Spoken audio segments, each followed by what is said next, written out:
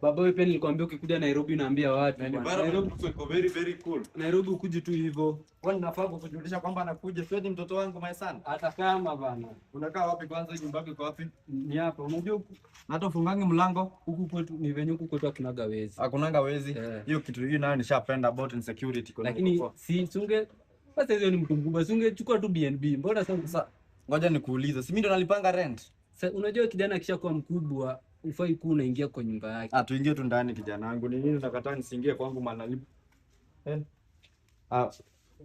Ni prank. Ni hapa. Ni hapa ndo nalipanga. 30k zangu nilipanga hapa.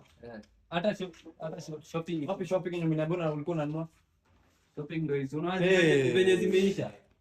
Wapi screen? Screen.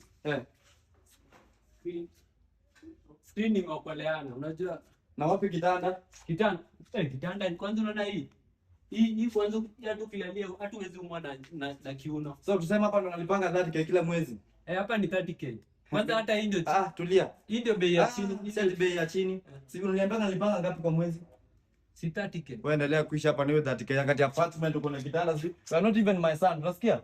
Endelea kukaa kwako hapo.